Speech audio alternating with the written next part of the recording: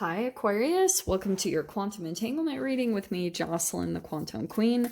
This is for the month of July, so let's go ahead and dive in and see what wants to come out for you guys over the next month, energies that you guys will be dealing with, and that's where we're gonna start.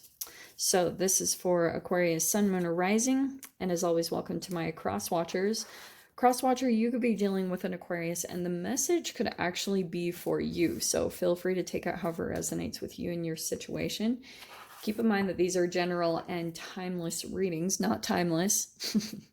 And if you guys are wanting to book a one-on-one, my website information is down below. Just keep in mind, what was I going to say? Oh, I'll let you guys know when my availability opens back up. And as always, just wanted to say thank you for liking, subscribing, and thank you for all the good karma donations. Okay, my loves. So let's go ahead and see what's going on here, okay? Let me finish pulling these out. Well, this is interesting because I think that... Okay, yeah, you guys, okay, this month is going to be some type of a new chapter with you, okay? But it's interesting because how you see yourself, the very first card here in the first house is the Two of Swords. So you probably are still feeling a little bit confused about what your new chapter or your new beginning looks like, okay? Not gonna lie. Or you're still kind of like, you have some ideas going on, Aquarius, like you have some really cool things that you want to get started on, but I just get the sense that you're still a little bit unsure about how to get it done or how it looks or what to do necessarily. And I wouldn't focus so much on that because what it does is it puts you in this shadow energy, okay? Because you have the Devil card. So it starts making you almost addicted to that way of thinking. And then what happens is you don't really move in the direction of what you're wanting. And so because of that, then it puts you in this lower energy, which also opens the door energetically to other connections that are at that same vibrational level. So that's why I was saying, try focusing on this because yeah, anyone that comes into our space is obviously going to be a reflection of where we're at energetically. So pay attention to who comes into your space because the Two of Swords, that can also be like a partnership. Twos are about partnership. So you could have someone that comes in and reflects your confusion. So here's the thing that I'm getting. You guys could have someone that comes into your space and there's things that you like aren't quite connected to. There's like things about the connection that you're still feeling are a bit off. But what you do is energetically, you're first sensing to maybe pull away, but then you doubt yourself. And it's because of all the bullshit out there that's like, oh, you're just shut off or you have these attachment disorders and...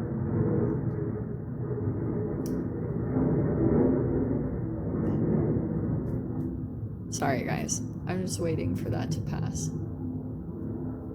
So, what I was saying is like you start to maybe question your first initial impulses on things or your first desires that are going to get your vibration up, that are going to start elevating and alchemizing your emotions.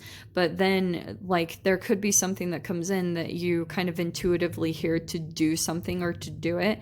Try to take action on them as soon as possible because it's going to get you on this path of seeing synchronicities and letting things go because you've got all these really like, they're good. I mean, I know they seem like intense energies. The only really intense part is somewhere here with things coming in and manifesting as a reflection of you being confused. Okay. So that's why I was saying you might start holographically projecting that confusion on particular relationships or situations or things like that. And then you're going to pull that same exact energy out from underneath another person from inside of them because that's the sense that we're all getting from one another. We all know that we're connected and feeling certain things from one another, but as far as acknowledging, yeah, that's a different conversation.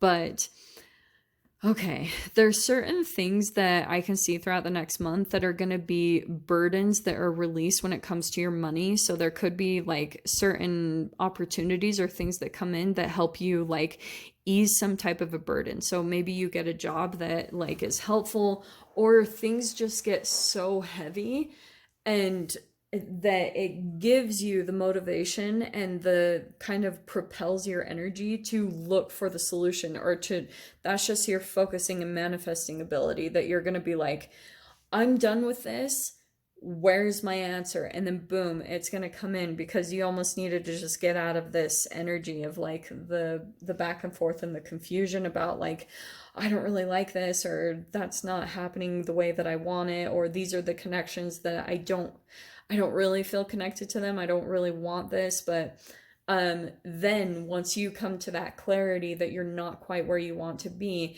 if you can just find the positives in your situation, or just start getting your focus on things that feel really good to you, that's what's going to help you materialize what you're wanting and get you away from what you don't want. So here's the positive thing over here. You have this 10 of Pentacles that's in your fifth house. And you guys know in the last video, I talked a little bit about your fifth house, that there's going to be this um, energetic kind of reflection in that area, which is about hobbies, sports, creative expression. That's where your stability is. That's where you're going to be feeling really, really confident this next month. And then when you get alchemized energetically here, and you feel like there's an emotional kind of confidence and strength that you come to here, it's going to start transforming every single area of your life. So that's where I would say this is your focus, because you got 10 of Pentacles. It's going to bring stability, possibly even abundance, whatever you guys have here. That's your golden ticket, okay? Now, when it comes to your health, though, there's things that, because, okay, you've got the Four of Swords in your sixth house, plus connected to this Three of Wands in the 12th house. So there's things like, the way I take that is, Aquarius, like there's certain things about your subconscious programming where um whatever dissatisfaction or heavy burden you're coming from or you're feeling from, it makes you start planning ahead, which isn't bad. This is not bad, but there's a really tricky kind of line you have to flirt with when it comes to manifestation and planning. And there's like a vibrational difference between planning and getting excited about the future, and between feeling dissatisfied with where you are and waiting for things to be better. They're completely different energies, and you will manifest a human depending on which one you're in. Okay, so you might have someone that comes in either as a friendship or a romantic interest, and stay really aware of what they're reflecting inside of you, because wherever you are energetically is what they're going to be showing to you throughout this next month. So the Four of Swords is kind of about like, there's certain things with your health. Maybe you guys will even be taking up a meditation practice. That's very possible. I would highly recommend it. That's why I bring up meditation all the freaking time, because it's going to change up your programming. It's going to change your brain chemical releases, and it's going to shift you into different levels of consciousness. You know, that's something I've been noticing with my meditation practice lately. I've been doing a lot more Vipassana meditation. I have done it more. I have only been doing Vipassana meditation over the past 3 years, but I don't know, I've been researching into it a little bit more, and it's been shifting my consciousness. Like, it's been really crazy to kind of flirt with these different levels of awareness. And so that's what I'm kind of talking about, that this might actually help you over here with any type of confusion that you're experiencing, either right now, because this will be the shift that will help you so that July will become more successful, that you'll be alchemizing this shadow thing that you're dealing with. Now, with this coming in, look how crazy. The shadow card is coming in your third house. So to me, that possibly means that you guys are dealing with a particular person that either could be an energy vampire, or it's an addictive like relationship that you've been dealing with. I feel as though, especially during this Mercury retrograde, that person could be coming in to communicate with you in some way, shape, or form. And with this, what is that? The Eight of Cups, look at that. This I feel like is connected in your 8th house where your transformation is going to take place is you ending this particular connection and walking away from this disappointment. That's your 7th house. That's partnerships. So those 3 are completely entangled and connected. So I think that, again, it's someone that's testing you on this confusion, because this could be someone that like is very confused themselves, but they might also know that they can confuse you very easily or make you doubt yourself. That's a person that I want to shine a light on, because you've got the 10 of Wands where it like overburdens you in some way, shape, or form, and it even affects you either at work or however you make money. Okay, so what's cool is you got the Hermit card, and I feel like in your mind there's just a lot of like going within, really paying attention to yourself, really listening to your guides, to the universe throughout this next month. And that's what's going to open up. 2 of Wands. Wait, is that the 3 of Wands? Oh, I'm so sorry. Oh my gosh. This is the 3 of Wands, and that's the 9 of Wands. Sorry. So what I was getting, 9 of Wands. There's something like that's kind of solidifying your energy, and it affects your health, and then it makes you want to give up. Like there's some type of a pattern that you have, and it could be connected to this addictive behavior, or like I said, it could be a particular person for some of you guys. But there's almost something that like it's reversed. So there's almost, here's what I'm getting. Are you ready?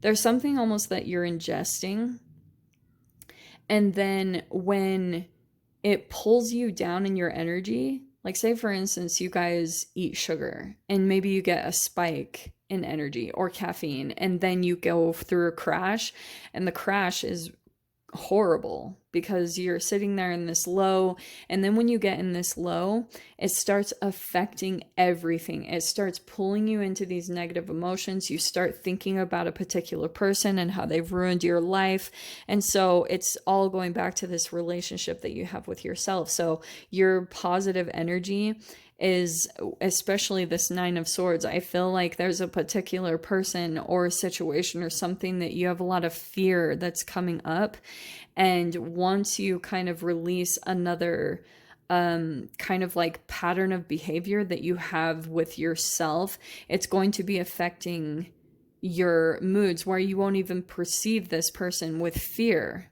Okay, there's almost like an entanglement that you're going through, that you ingest a particular chemical, and then when it goes into your gut, it starts entangling with the rest of your body and pulling you back into lower emotions that were passed down either through your DNA or just like old experiences that you've been through in the first place that were very traumatic from the past. You're like going through trying to work out that shadow piece and alchemize it as a whole, right? And that will be a lot through your hermit mode. I feel like you could be distancing yourself from a particular person so that you can gain enough strength to, and that's where I feel like this 10 of Pentacles is coming in. It's like you're probably in this mode of going a little bit more internal or just focusing on yourself, and you also have this higher perspective about things, Aquarius. So dude, I'm so sorry guys, the freaking this plane has been going across like crazy. So with the Fool card, like I said, there's a new chapter that's starting up, and it could be in your social networking. And that's why I feel like there's something new shifting in that way, as far as like when it comes to social things, as you become more stable, balanced, and confident here in your creative expression or a hobby, or it could be opening a door or a chapter to like you meeting new people. Like say for instance, you're going to the gym or something like that, you're meeting new people here, and you might not even see it, especially with the Fool card. There might be new people that are coming in and you haven't even been really seeing them because you've been so focused on this process that you've been going through, because it's chemically been blocking you from seeing anything else from your view is kind of what I'm getting. But that's starting to open up, which is awesome. So it means that you do have a new energetic door that's opening throughout this next month, and it'll be through this house. Look at that, how perfect. Your stability here is in your creative expression. It's in your hobbies, any type of sports that you guys enjoy doing. That's going to build your confidence, and then boom, it's going to open the door to like social connections, social networking, which is going to totally dissolve this kind of lower energy that I see that you're working with here. So I'm going to dive into the extended and see whatever else wants to come out. So Aquarius, if you guys want to join me over there, feel free. Go down below, click on the Vimeo link, and I'll see you over there. But Aquarius, if this is where we leave things, I'm sending you guys so much love, wishing you all the very best, and I'll see you in your next reading. Take care.